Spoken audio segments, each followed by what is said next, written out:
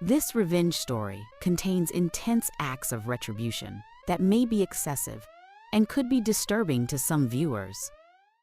Aiden sat in his car, gripping the steering wheel until his knuckles turned white. The private investigator's report lay on the passenger seat, its contents burning a hole in his mind. His Ellie, had been cheating on him. With Jake, of all people. Some washed-up high school jock who still thought he was God's gift to women. Aiden's jaw tightened as he flipped through the photos. Ellie laughing with Jake at a bar, their hands brushing under the table, the two of them slipping into a motel room. His phone buzzed. Mike. "Hey, did you get the report?" Mike's voice was cautious. "Yeah." Aiden's response was barely audible. "Listen, man, I'm sorry. I know you didn't want to believe it when I first told you about seeing them together." "I should have listened to you earlier." Aiden ran a hand through his hair. "God, I'm such an idiot." "You're not an idiot. You trusted her. That's what people do in relationships." "Yeah, well, look where that got me." Aiden tossed the folder aside and slammed his fist against the dashboard. "Damn it, Ellie," he muttered, his voice low and raw. "I gave her everything, Mike. Everything." "What are you going to do?" "What do you think?" "I'm going to confront her." "Maybe you should cool off first." "Cool off? While she's probably with him right now?" Aiden's laugh was bitter. "No. This ends today." Aiden stormed into the house, the photos clutched in his hand. She was in the kitchen, humming some pop song while chopping vegetables. The sight of her, so calm, so oblivious, made his blood boil. "Who's Jake?" he demanded, slamming the photos on the counter. Ellie froze, her knife clattered against the cutting board. "Aiden, Don't, he snapped, cutting her off. "Just don't. I know everything.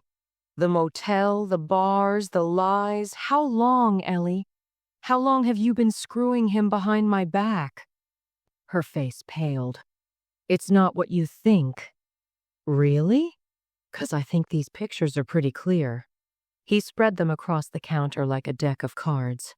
"You two look pretty cozy." "Please, let me explain." "Explain what?" "How you've been lying to my face for months." His voice rose.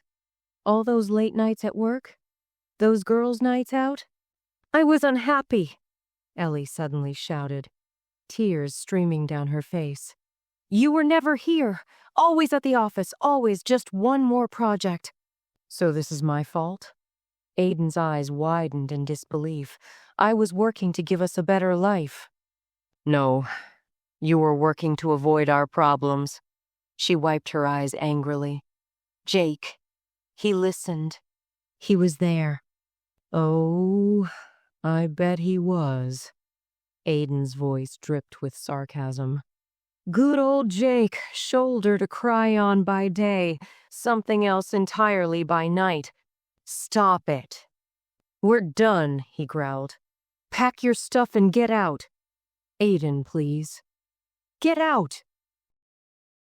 A year passed. Aiden moved on. Or at least he tried to. He buried himself in work, dated a few women, but the betrayal lingered like a shadow. His apartment became a shrine to loneliness. Takeout containers, unwashed dishes, empty bottles. "You need to get out more," Mike insisted over beers one night. "This isn't healthy." "I get out," Aiden protested. "Work doesn't count." Mike studied his friend's face. "Have you heard anything about her?" "No." "And I don't want to." "Really?" "Because Sarah told me." "Sarah? Since when do you talk to Ellie's friends?" Mike shifted uncomfortably. "We ran into each other at the grocery store. She mentioned Ellie's been having a rough time." "Not my problem." Jake left her. Aiden's beer bottle froze halfway to his mouth. "What?"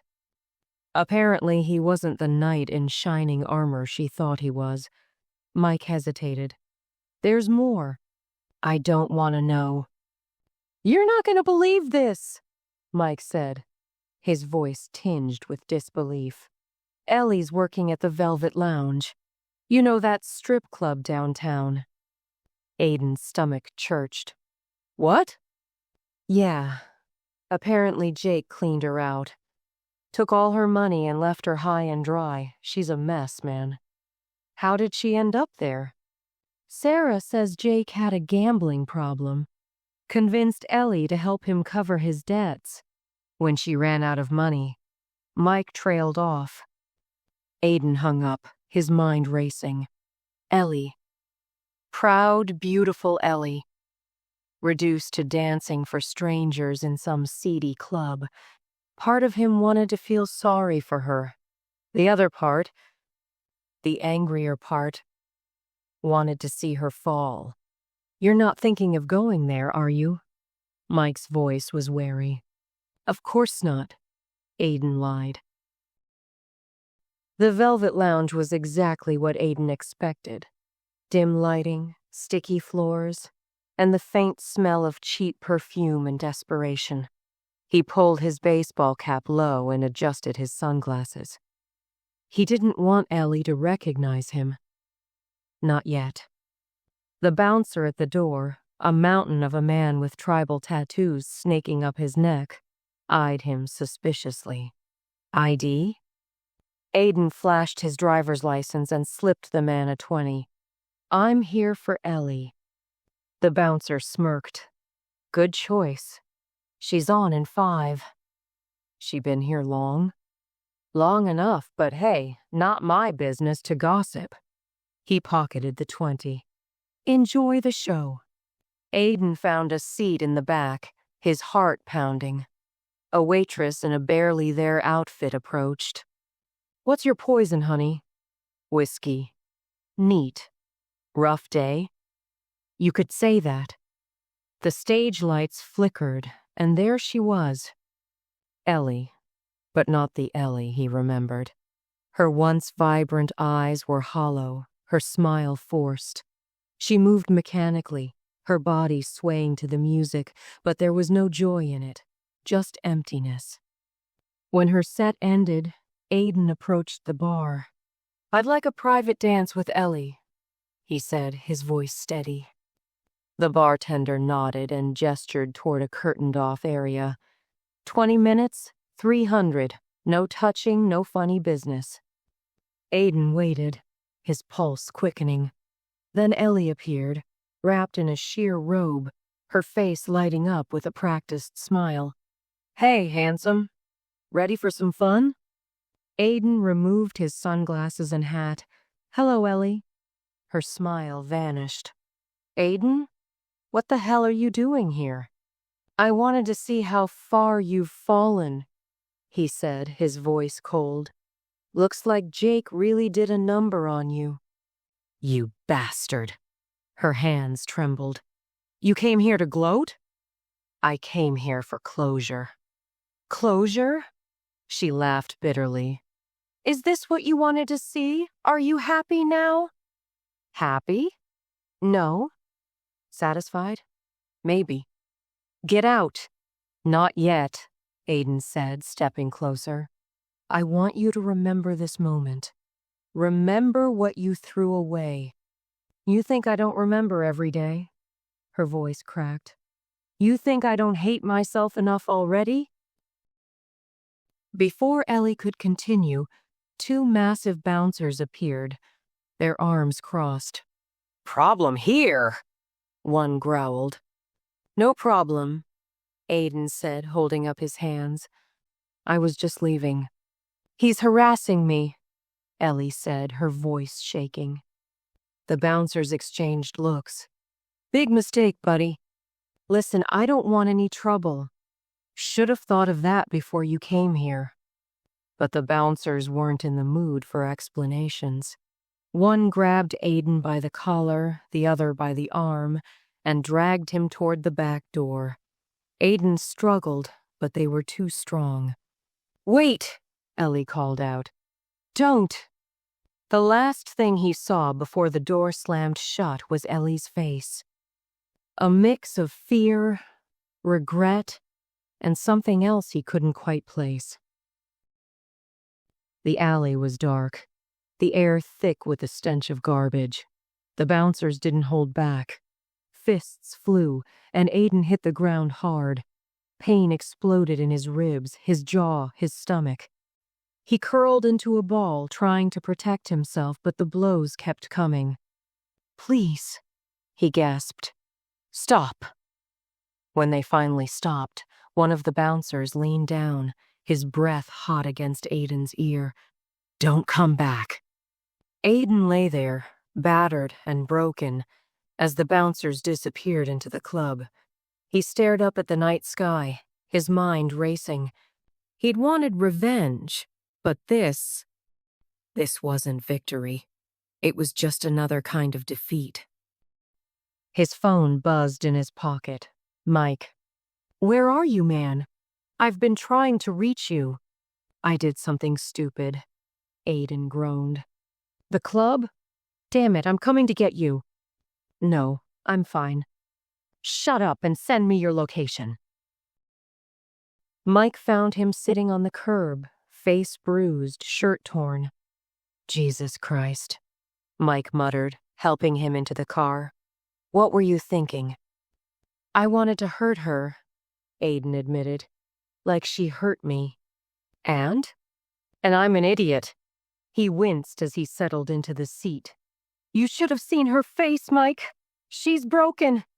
Yeah, well, revenge usually hurts both people. They drove in silence for a while.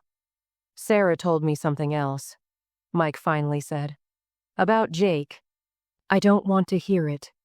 She said Ellie tried to leave him. Multiple times. But he threatened to hurt you if she did. Aiden's head snapped up. What? Jake had a record.